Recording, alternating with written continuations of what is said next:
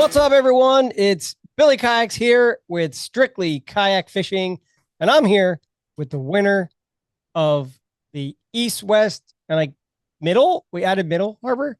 Aaron Stallbaum. How's it going, man? Hey Billy, all right. How about you? Doing good.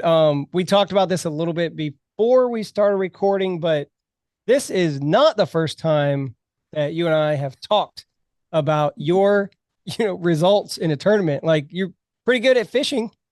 I'd I'd like to think so. Yeah. Yeah. So look, I didn't bring it up at the measure in. I did not message you. I did you can tell everyone listening, this is the first time I brought this up. But I put on Facebook that I thought you were gonna win the tournament. I did. I I wanted to bring it up too, but I was like, I can't be like Billy called it, and like Yeah. I'm the one saying that. But Billy did call it. There was a few other people that also. I think maybe Kevin Sams commented. Okay. Yeah, yeah, I think it was. Yep. Like a few people called it, but you guys definitely put the pressure on me. I was feeling it before the tournament. Well, that was the idea. The idea was Yeah, to put the pressure on so that you would not win and then I would have a shot. Um you did. You did have a pretty good start that morning. yeah, but but it's you gotta catch all the fish. So Yeah, couple eight, I think a couple 18s or maybe an 18 and a 19. I think I would have been top five, top three, maybe. But you, once again, over 90 inches. How many times have you got over 90 inches in a tournament like East West Harbor? um, probably 4 or 5. That's got to be more than 5, I Yeah. think. I remember one time we did there was that the buttload of bass or whatever that tournament was. Yeah, Was like, hey, can you I messaged you. I was like, hey, can you teach me how to fish? Like I'm just trying to learn, right? yeah, And I remember going out there and you were like, hey, like this is the rod and reel setup, this is the bait, this is the just the weight, weight. yeah, the Yeah, weight, everything. And you're like, this is what you're gonna do. Lift it, kind of drag it through there, whatever, Texas rig. And I caught a fish. Well, it took a minute. Eventually, yeah, a fish, and then I got blown off the spot. And when I got back, you were like, "Oh yeah, I caught three more." Like, what? yeah, You caught three fish while I was measuring my fish, yeah. and then It you, was yeah, that was a crazy day. yeah, you won that buttload of bass. You caught who knows how many, like, but 30, 40, 50 fish in the 15, 16 inch range. And then you told me, oh, I've never caught a 20 inch out here, something like that. I'm not trying to quote you, but, and then you caught a 20 inch, Yeah, 20. I think it was largemouth. 20 and a half. Yeah, Okay. Yeah. And I was like, okay, what's going on? yeah. It was a lot of Just fun. right place, right time. Yeah. But this is cool because, for this conversation, this is tournament number 3 for Ohio Kayak Fishing. So new trail, but it's not new lakes. It's not new anglers. And I am like blown away by the support and the amount of, attendance we have for these tournaments. Everyone is like, yes, yes, please. Let's Yeah, have a tournament. So I was 80, excited that, 81 yeah, people, and I'm impressed by all the new faces that I'm seeing. Like usually a BKFT tournament, you knew everybody there. Now there's all these people I don't know, and a lot of them are super friendly and nice to talk to. I'm glad that like it's we're growing this trail in Ohio.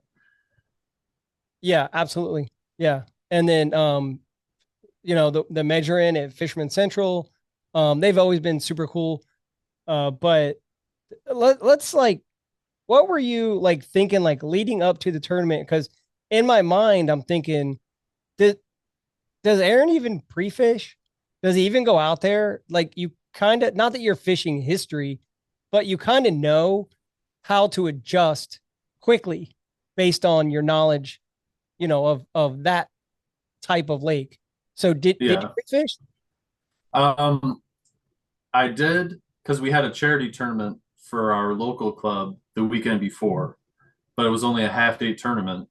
And then the only other time I'd been out there was really early in June, or maybe it was late May. And I was only out there for like 4 hours, but that was just to get And East Harbor it changes every year, so I just really went out to get like an idea of how the grass was growing to figure out where I needed to fish. Yeah. But that was I've only been out there 3 times, including this tournament so far this year. How far away do you live from that? Uh, it's a little bit over an hour. Okay. Like driving there in the morning probably takes me an hour exactly. Okay. So, I mean, it's not your home lake. Well, if you No, had a home lake, what would you consider your home lake? Lake Erie. I live like a mile away from Lake Erie, so Okay. So you go out on the main lake and like yeah. But there's smallmouth. we have bays up here and stuff, and actually out by me there's not a lot of smallmouth. Okay. It's mostly largemouth fishing. All right. Well, should Ohio Kayak Fishing, should we have a tournament like out by you? Probably not. No. With it's very finicky. Like during this time of the year, a lot of dirty water, which I know like dirty water down. You go anywhere and like, oh, dirty water is normal, but like Lake Erie dirty water is like you want clean water for Lake Erie. Yeah. Yeah, for sure. It, are you like going after Angler of the Year? Do you plan on fishing a lot of the OKF tournaments? I plan on fishing the rest of the OKF tournaments. I would have fished Allen Creek, but I had a wedding to go to. So I'm fingers crossed I'm going to fish the rest of them. I would like to be the first OKF Angler of the Year. I told Sean Skidmore that I was going to take him down. I was going to be the first one. So I'm gonna try to do that. Yeah, and then the prize pack. I should probably know this since I'm like doing a podcast, but the winner of the classic, it's you win a kayak. Yeah, Hobie Outback, I heard. Yeah, an Outback. So That's and just for winning the classic, not even Angler of the Year, right? right, right, yep. And then Angler of the Year. It's going to be pretty cool. So and whatever the trophy, like let's just get the trophy. Yeah, Who doesn't want that? trophies can't have enough of them. Yeah. Speaking of which, like I know you got your background is blurred out a little bit, but you know, sometimes when we have these podcasts and you have people on there like the Drew Gregory and people like they'll have all the trophies in the background. You know, I have both of mine because I only have two. How many trophies do you have? Um, I know I have at least I think 6 catch trophies, and then I have a handful from before we started doing catch trophies. Yeah. Well, that's a lot. I don't have a fancy shelf to set them all up on yet, but that's coming. And then the big checks on the wall too. Yeah. Um, yeah, I was gonna build. There was one time I made a joke. I was gonna build a shelf with my trophies for my trophies, and then show everyone that it was empty. Uh, Oh, and then I got lucky and got a couple big bass, and I was like, oh, the joke is ruined. it is But ruined. it's a lot of fun. What do you think? When you look at the trail, like going forward, is there any? I know you did well, Portage Lakes area. You did well there. I think it was a couple years ago now, and Yeah, you caught a giant fish at the end of the tournament, like I a did. 22, 22 and a quarter. Half. 21 and a half, but it's been a running joke now that It keeps getting. I I wait till the last minute to catch a kicker fish because it did bite me in the butt last year during the BKFT event. I caught a 19 and a quarter, my kicker fish, 47 seconds after lines out, took the photo and I couldn't submit it. And it would have got me a win in the event. Yeah. What event was that? It was BKFT uh, East West Harbor, and I think we had it in May. Yeah. Yeah, I remember that. That you would have. Yeah, that you would have won. That was like a 92-inch bag. Oh, If I would have been able to submit that fish. so I don't expect everyone has gone back and listened to, you know, some of the other conversations we've had. So I want to ask you about where it started and where, like, it's no secret. Like, I'm an old guy, you know, I got all the kids and whatever, and you're like a younger guy, and you're so good, like you dominate when you go out there. There and you're not alone. I'm not trying to like there's Reese Stoughton, like there's other anglers Oh yeah. that are right there with you that are like hammers. And where did like how did you get into bass fishing and from the kayak? And then how have you become better or honed your skills with the bass fishing? It all well it started going fishing with my dad, but he wasn't a bass fisherman. We'd just go out fishing for catfish or whatever we could catch. And a Bass Pro Shops opened up here in Rossford, Ohio, that I lived 10 minutes away from it. And I would walk in there all the time as a little kid and just look at all like the lures and stuff. And it made me want to start bass fishing. So then I started like, buying a couple things here and there and catching bass. And then I got my dad into it. He ends up buying a boat. Then we started going out on a boat and then buy a bigger boat, go through like 4 boats, end up with a fiberglass bass boat. And fishing is just like, that's all we do every weekend. We just go fishing. And then I just graduated high school. I took my graduation money that I got from the graduation party and I went out and I bought a Jackson kayak. And I didn't even know there was kayak fishing tournaments at that point. I just wanted a fishing kayak to go fishing in. I went to a fishing expo, I think up in Novi, Michigan, and they were handing out like flyers for tournaments up there. I think it was like Cats Midwest. And so I signed up for my first fishing tournament from a kayak. It didn't go well. I think I probably got like 3 fish that tournament. But then I caught the bug and started fishing tournaments the whole rest of the year.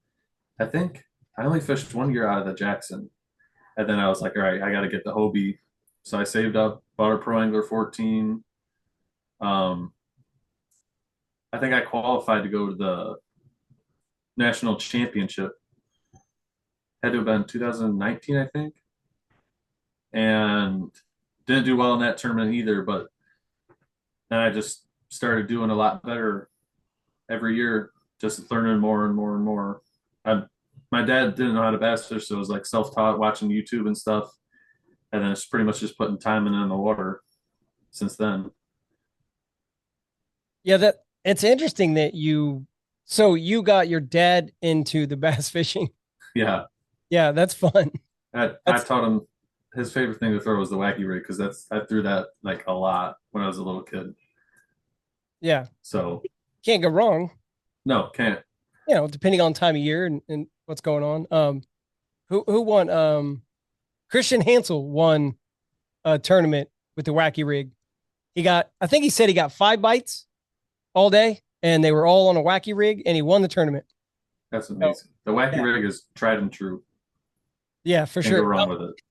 Do you do anything special with the? Because there's different ways to do it. Some people have the little ring. Some people do different things. Special kind of hook. What's your wacky rig go to setup? I think I usually try the ring. Now I hardly throw it.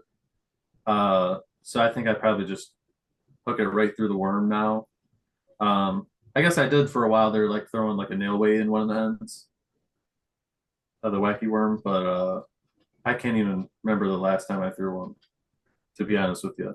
Now I'm mostly like I'll drop shot a small Cinco. Okay. And I think if you put a nail in one end, it's a like a Nico. Does it count as a Nico rig then? Yeah, I think so. Okay, so I guess I was Nico rigging then. Yeah. I got a, make it about me for a minute. There was a KBF tournament on East West Harbor, and day two, a lot of people got frustrated and left. It was Yeah, like the first year KBF did day one, day two as two separate tournaments. yeah. And I got 11th place on day two, and it was all on a Nico rig in the grass at East There you Harbor. go. Yeah. So it was kind of cool. East Harbor is like, and obviously I want to get into that because it's kind of crazy where the grass, well, let's just go into it. So Okay. you're going out, you have experience, you have success on East Harbor, but you know what works. But I would imagine, and correct me if I'm wrong, because I don't want to put words in your mouth. I would think that you more than anyone would know right away if your strategy is not going to work. Like if you don't get bit in a certain amount of time, you might be like, "Oh, I need to abandon this and move." Or do you just stay there and stick with it? Um, that's definitely how it goes. I know, like I'll have like a general area where I know there's fish at, and if I'm not getting bit, I'll just move until I start catching fish in that area because I know they won't leave that area. There'll definitely be fish there, but you just have to. I always have to make little adjustments on the fly to catch fish. Yeah. So when you and like mosquito is kind of the same where I made a comment to someone over the weekend where let's say you showed up and you didn't have a graph or you were in a paddle kayak or whatever and you were like, "Oh, I don't know where the grass line is." And you go out there, just wait for the sun to come up and you'll see the boats. Yeah, I'm Well, glad you brought that up because yeah. that morning, the morning of the tournament this past weekend, I just used my graph to get to a waypoint that I had picked out that I was going to start on. And as soon as I got there, I shut my graph off. Anything to help me get more bites. Yeah, I mean, you can look down. The water is so clear. You can Yeah, look down and you know what type of grass it is. it was very clear this Yeah. year. It Yeah. was almost too clear. Okay. And like, it's no secret, East Harbor, whatever, you can pull up Navionics. You can see that it's like 6 to 8 feet. Yeah, Deepest is like 8 feet, whatever, 6 feet, 7 feet. That's kind of where the transition for the grass is. And if you have a prop style, or if you have a motor or whatever, you have a pedal drive like the Hobie or whatever, you can't get through that thick grass. And as you come through, the grass just kind of disappears. yeah, And then it turns into it goes from that like slimy, gross. I don't know all the names for the different vegetation. I yeah, just think it's gross. It goes from that to like the more of the like bladed grass. yeah. And you just look up and you can see the kayaks are like lined up. But my question is, if you have like 10, 12 boats lined up, what what differentiates like one boat from another boat? Like why is why is there such a difference? Why is one angler catching fish and someone is it the spot or is it like their technique?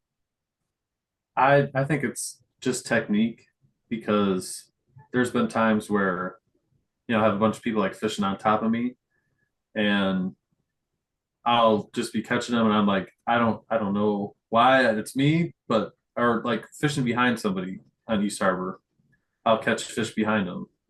I don't want to sound like arrogant or anything, but like I don't know what I'm doing, but it works. Yeah. Yeah. So I like we kind of talked about a little bit. Like I got off to a fast start. So I had like 82 and a quarter, something like that. Yeah, And then I knew, well, I didn't know, but my thought was stop throwing what I'm throwing and go out in the the middle, go out on the grass edges and try to catch a couple of big fish. But I was throwing a 6 inch swim bait. And I was out there and I took my son and his girlfriend went out. I took them camping and it was like an experience for them and they had a ton of fun. But with kids, what are you gonna do? I want to set them up for success. yeah, So I was like, throw, chatterbait and a Ned rig. That's why yeah, I was like, just throw chatterbait and Ned rig.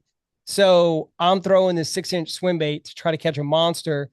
And my son is coming across. My biggest fish was 17 and he's cutting across the lake because he saw me and he's like, "Hey, what's going on?"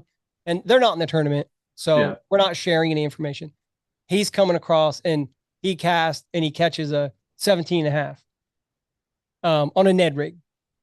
So kind of and shame on me for not. And I did throw the Ned rig later in the day yeah.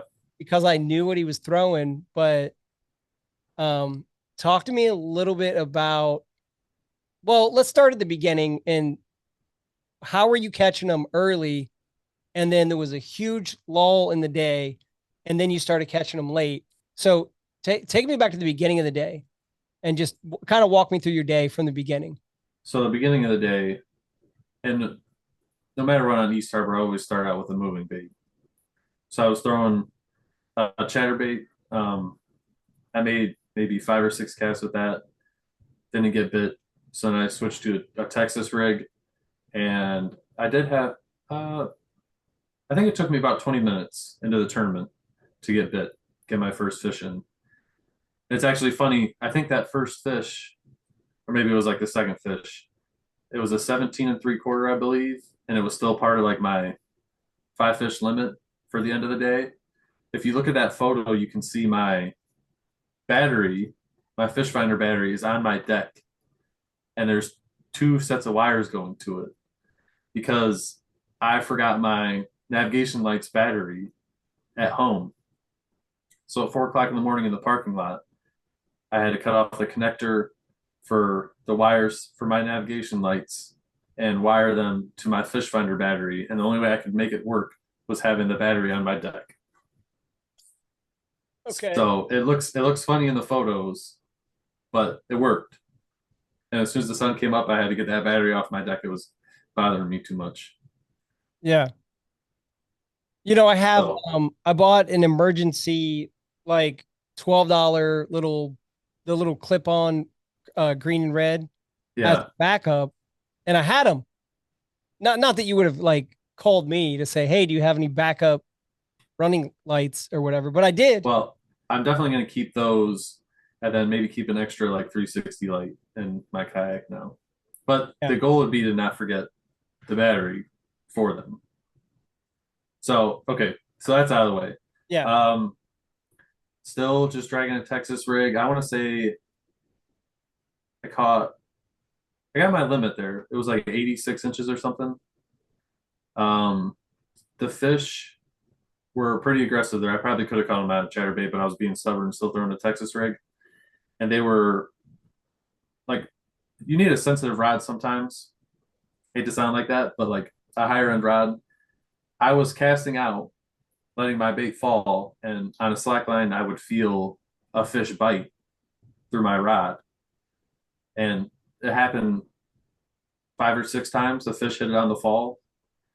So I'd have to reel up all the slack and set the hook. Yeah, I missed quite a few fish like that. And I think I broke off a pike doing that too. But it was a slower bite than I was expecting. Usually, like when you get them on them like that, like when I can drag a Texas rig for them, it's pretty frequent. Like the catches are pretty frequent and they're pretty big fish. But that died out by like 9 o'clock. I didn't leave that area. I stayed in the area. I tried fishing some heavier cover, like punching through. I think I caught a few small ones. I lost one that probably would have been an upgrade. It was like maybe 18. And that fish was around bluegill beds that I knew were there because I had it marked on my fish finder. But I didn't get to fish them like first thing in the morning because there was another angler there. So when that bite died, I was like, usually that's it for me. I stick around that area and try to maybe get 1 or 2 more fish. But like in the summertime, usually if the like when the bite's dead, it's done for the rest of the day. You get a few more small ones. So I took off, checked out another spot, didn't get bit. Um, Moved again to someplace I haven't fished like in a few years, and I caught a few small ones, maybe one upgrade on a chatterbait. Um, Took off, fished more water, and this is already around like 10, 11 o'clock. Um, by the time I was done checking out all that other water, I caught a few shorts doing that. Well, not shorts, but they weren't upgrades for me. I came back to the area I hadn't fished in a few years, and I was throwing a Ned rig, and I said, "All right, I'm just going to really slow down and focus on fishing this grass, and just hopefully, I connect with an upgrade." I think I needed a few 18s, and I started noticing bluegill beds on my side imaging. So I would cast to them, and I feel like a bluegill pick it up. So I would just let the bait sit there, and eventually, like a bass would come along and pick it up and eat it. And they were decent size because they were eating bluegill.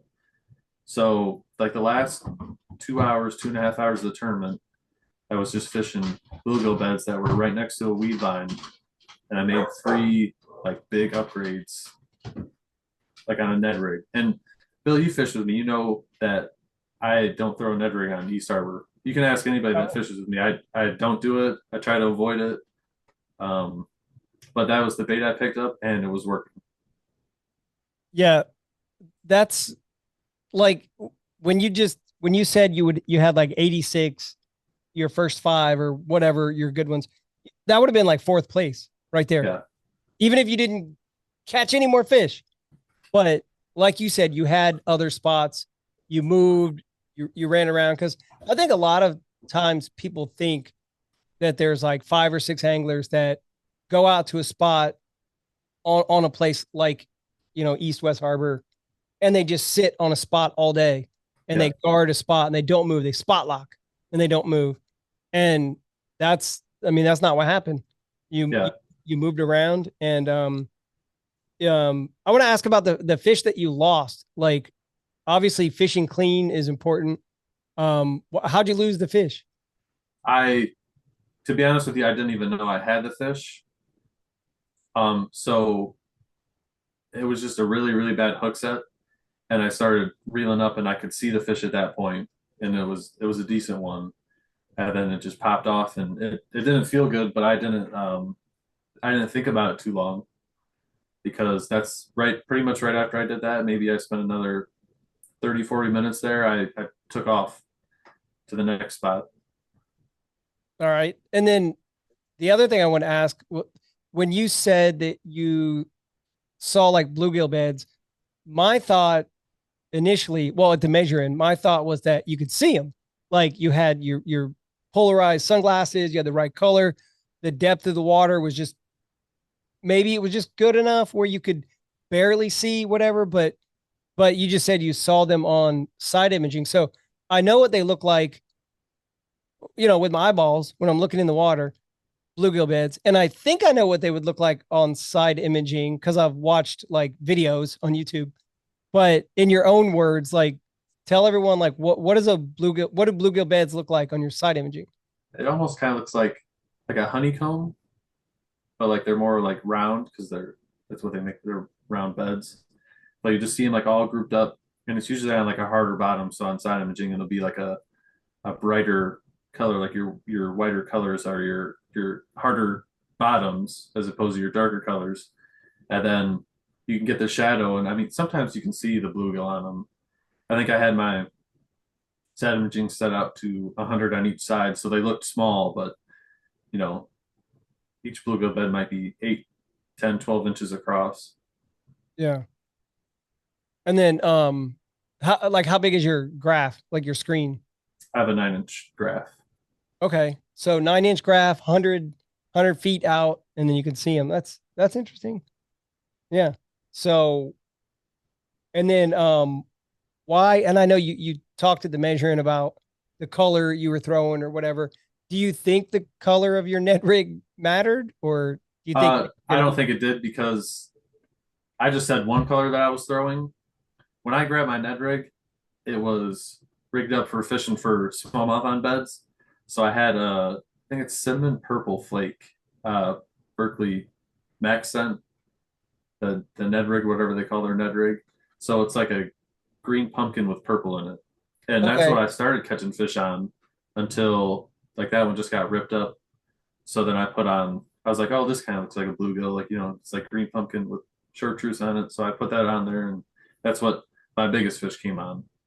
So okay, like the copper truce or whatever. yeah, it's like their copper truce. Yeah, and then the other one I guess would have been like the goby color. Yeah, goby color. Yeah. Wow, man, that's so cool. And then was there a moment where, because I know eventually the standings go dark.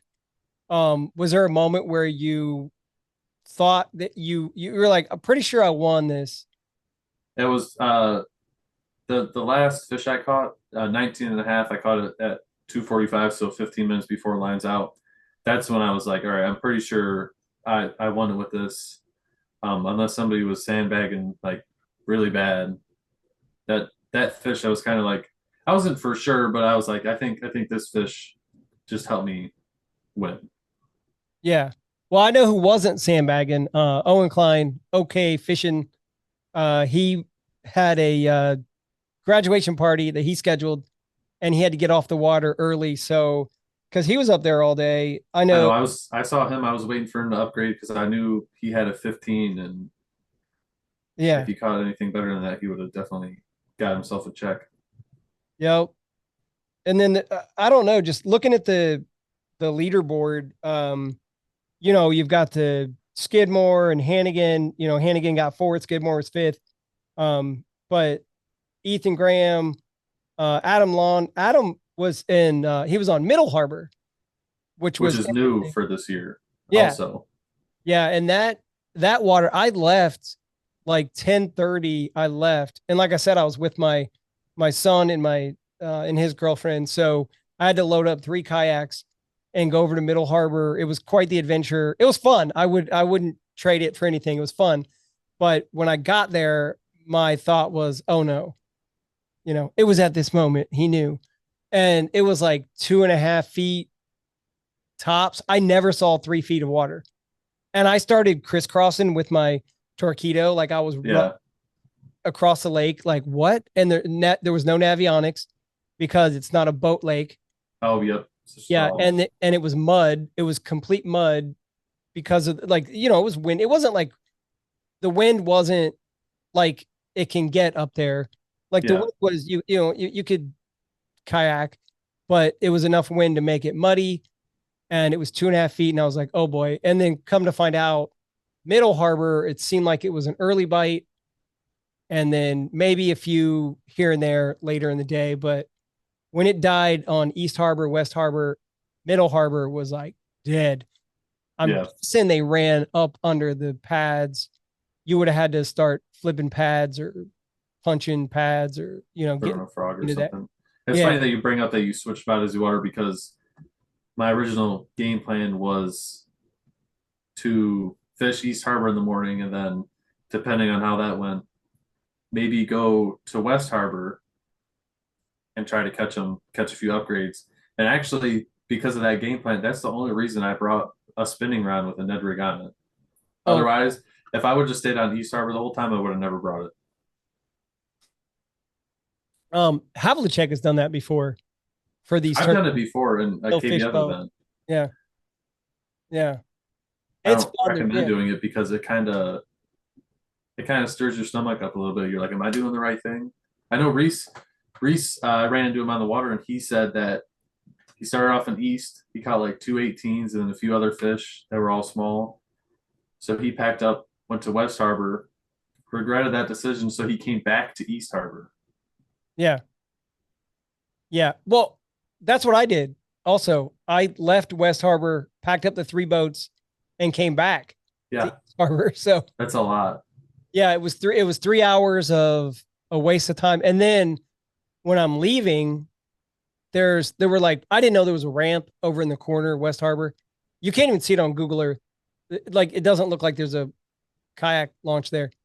So I parked in a parking spot on that little road between east and middle, and I Yeah, just pushed the kayaks in, and I have the PA 14, so yeah, with the Torpedo, so I, I pushed this giant boat in. But anyway, when I was leaving, there was a kid, with his dad fishing on the bank, and he caught a 16, not a 16, like a 17 or 18 inch um largemouth. ooh, Yeah, yeah, that it was. hurts. Yeah, it was big, and not a fish story either. Not like, oh, it was probably no, it was a big fish. Yeah. When we were leaving, he held it up and he dropped it on the ground right away, but he held it up and I was like, Did oh, you immediately think like, oh, I could use that? yeah, yeah, and it was right where I took out. Oh, But it was so random though.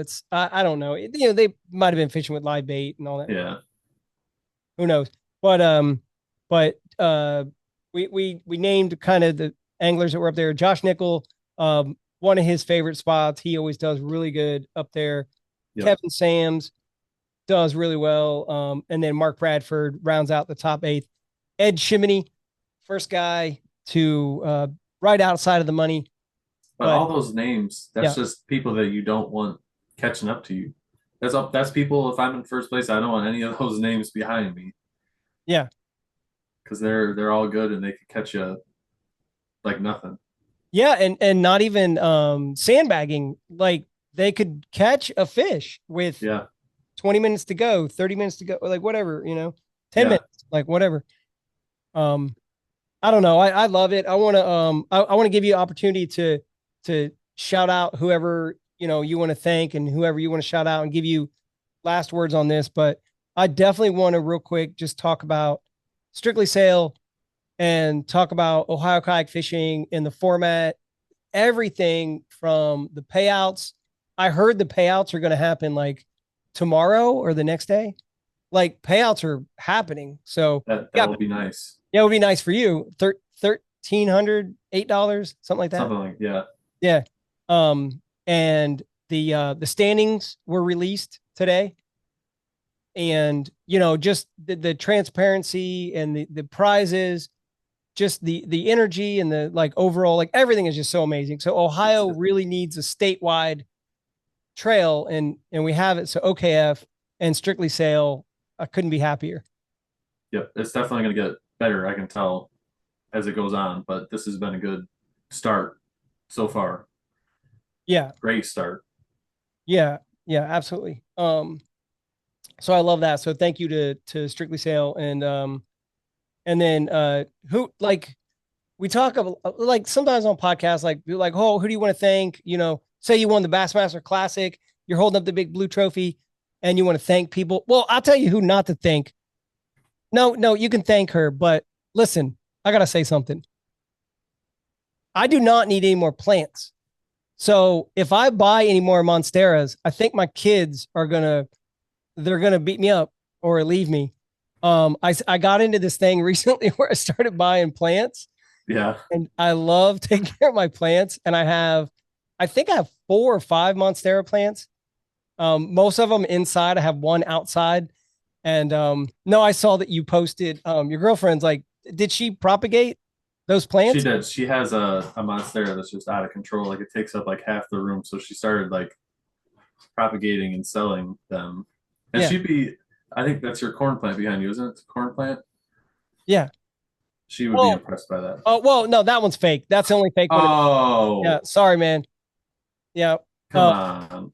no, no, no. Yeah, the other ones are So good, but I got the moss poles, and I check the whatever. I take care of my I plant. do want to shout her out because we had walleye at camp and she's like not like an adventurous eater and she tried the walleye and she loved it. But Brad Lehman is also an awesome cook. So Oh yeah, Brad, he kills it. And like sometimes people will ask, like, what are you?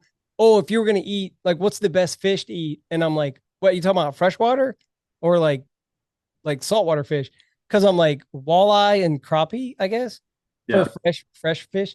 But Lake Erie walleye, I don't know. I don't think it gets much better than that. it doesn't really. Yeah. And then yeah, Brad can, and I missed out. Like I said, I had the kids with me, so I had to get on the road and get back. But yeah, you guys were frying that up Yeah, we after had the tournament.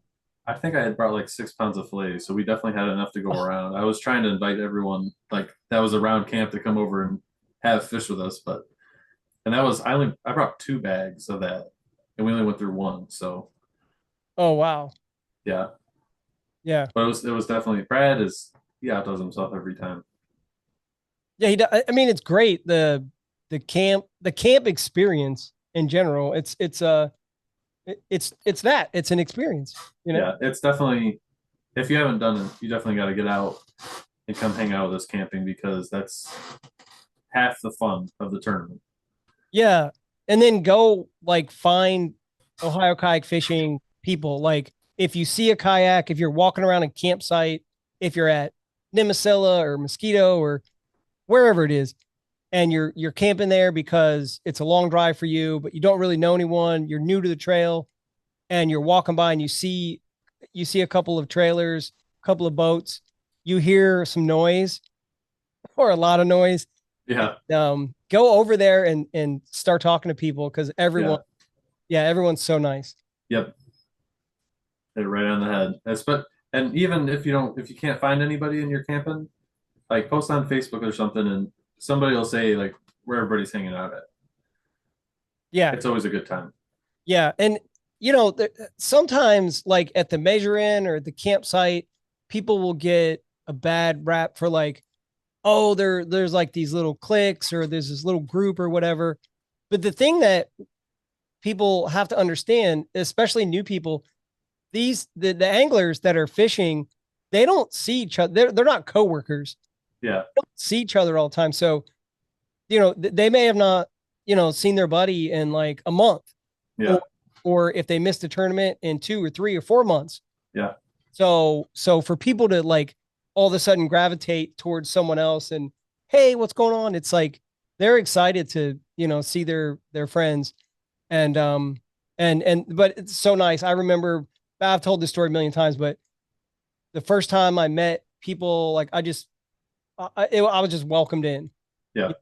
and it was amazing. So yeah, and the walleye is a perfect example.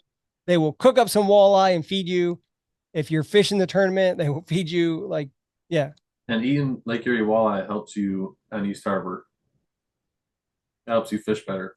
Oh, absolutely. It's a known, like if you just Google it and you can Yeah. tell. Yeah, it's a known fact. That's Oh, why if you look at our camp, like a lot of us cash checks is because we all ate Lake Erie walleye. I also recently heard that bananas are bad luck. I heard that two bananas, like the second banana cancels out the first one. Is that true? Oh, I'm not gonna try it. Yeah. I'll just Yeah. stick with the no bananas. Yeah, no bananas. Yeah, I'll wear All my right. my good luck shirt still. Yeah. Well, I told my son that. I was like, hey, uh, I told him, I said, I heard that two bananas, the second one crossed out the first one. But then there was three of us and I had three bananas. He was like, now Oh, what do we do? I was like, I'm not superstitious. Whatever. not superstitious. You got a neon banana behind you. Well, yeah, right there. Yeah. And I did get one message on East Harbor. I think Ben Wilkie. It was, hey, you didn't tie anything down to your trailer? Yeah, I didn't have a trailer. nobody made that joke at camp, so it's Okay. funny to hear that it was brought up. Yeah.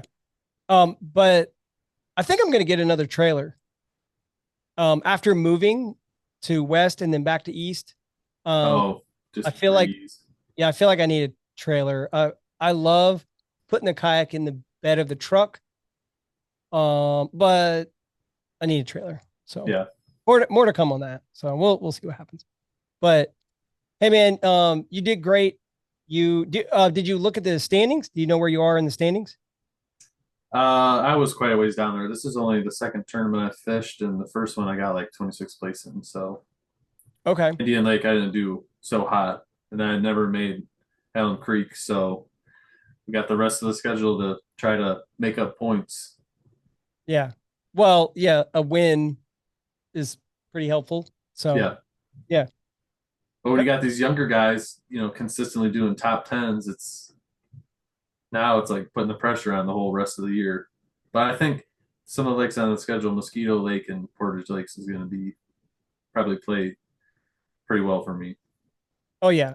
It seems like it's kind of got that East Harbor thing going on the grass. You've done well in the past. It's just going to be, I don't know. I mean, I hate to say it, are the fish where we think they're going to be? And then if they're not, do we know how to adjust? That's usually for me, it's no. And some people, you included, some people adjust and find the fish. So I have no doubt that you'll do good. But we were joking around a little bit about the plants and your girlfriend and everything, but I know you have some sponsors, and the more you win, the more attention you get, rightfully so. You have people that are in your corner, people that are supporting you personally and professionally. So who do you want to give a shout out to? I want to shout out Venom Lures. I think this is my third year with them. They've been good to me. And then Fin Feather for Outfitters, my second year with them. They've been excellent to me. Definitely try out, go to their store. I think they have one by like Clear Fork, like Mansfield area. And then there's one up by me in Rossford. Um, Great stores. Yeah, it's a great store. The one that you're talking about off of Interstate 71, it's exit 86, 186, exit 186. It's Grandpa's Cheese Barn. And the store's right next to it. It used to be really big into like hunting and all that stuff. And then they have a separate entrance for their fishing. They added a new building. When I say new, I'm old, so maybe it was 4 or 5 years ago. But the fin feather fur on exit 186 Mansfield is that's it's amazing. The I love to go there. The Z Man selection is great, but they have it's a really big selection. So if you're Yeah, yeah, if you're in the area, or for me, it's kind of cool because traveling for work when I'm go traveling, by it all the time. yeah, Columbus to Cleveland, I'm driving by all the time. So I have that little pool, and they have their billboard signs, and you Yeah. get the pool to I'm hey, impressed that you know like the exit and everything. Because if you asked me the exit like for the one up by me, I couldn't tell you what exit it is. I just yeah, know how to get there. yeah. Well, yeah, I've spent my whole professional career, I spent like driving around the state. So Yeah. I'll give you all the exits. Plus, you're driving down the road, you got to pee. You're like, oh, 186. But There's I want to shout out a few more companies that I don't work with, but I love. So Strictly Sail and Kayak. I know we can't say it enough, but Brian is just awesome to work with, and I'll definitely be getting my business from like anytime I need a kayak, I'm going to Brian. Um, Broken Twig landing nets. They're kind of like they're kind of like I think Bassmaster. They got like a deal with Bassmaster right now. But that net has I didn't lose any fish at the net. Um, it's just super light and it's like the perfect dimensions to like scoop fish out of the water. Um, what else? I think that's about it. yeah, I mean that's pretty good. Yeah, I noticed at the measuring you had your fin feather fur t-shirt on, you had your Venom Lures hat, so Yep.